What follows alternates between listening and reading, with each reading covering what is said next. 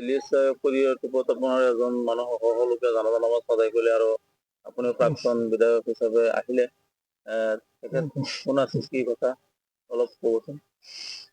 নাই এখেতক মইতো বহুত দিনৰ পৰা চিনি পাওঁ, ছাত্ৰ আন্দোলনৰ সময়তো মই চিনি পাওঁ, যদিও বয়স 55 বছৰ হৈছে। গতিকে এই মানুহজন সমাজৰ এজন হিত কৰা মানুহ আছিলে, বহুত দিন মছজিদৰ প্ৰেচিডেণ্ট আছিলে আৰু তেখেতৰ কথা বাৰ্তাবিলাক খুব ভাল আছিল। সমাজত কোনো মানুহৰ লগতো জগ্ৰাপ্ৰিয় মানুহ নাছিল, মানুহৰ হিতৰ কাৰণে সদায় চিন্তা চৰ্চা কৰিছে। আজি বহুত দিন হ'ল বিচনাত পৰি আছে, এনে তাৰ চুগাৰ প্ৰব্লেমো আছিলে আৰু মোৰ লগত এটা ব্যক্তিগত সম্পৰ্ক তেখেতৰ আছিল। মই আজি যেতিয়া গম পালো তেখেতৰ মৃত্যুৰ খবৰটো মই পালো, গতিকে আহি জানাজাত উপস্থিত হলো। জানাজাত মানুহক তেখেতৰ সম্পৰ্কে দুষাৰমান কলো।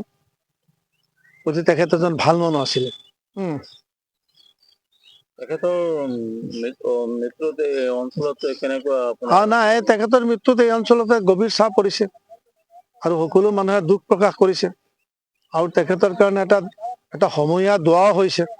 জানাজা মানে এটা দোৱাল মাগফিৰাতৰ দোৱা।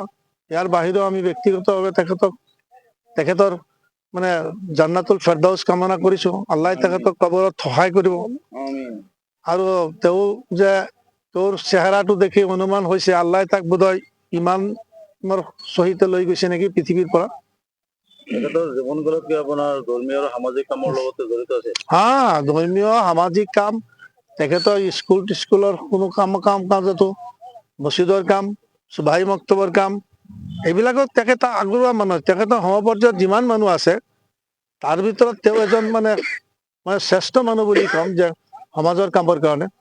কাৰণ মছজিদ এটাৰ প্ৰেচিডেণ্ট কৰা এইটো সাধাৰণ কথা নহয়তো। আৰু এটা কথা জানিব বিচাৰিছো যে তেখেতৰ জানাজাৰ নামাজটো কোনে পঢ়াইছিল? তেখেতৰ ল'ৰাই পঢ়াইছে। তেখেতৰ ল'ৰাজন কি হাফিজ হয়, হাফিজ। তেখেতৰ ল'ৰাজন হাফিজ আৰু তেখেতৰ ল'ৰাই তেখেতৰ জানাজা পঢ়াইছে।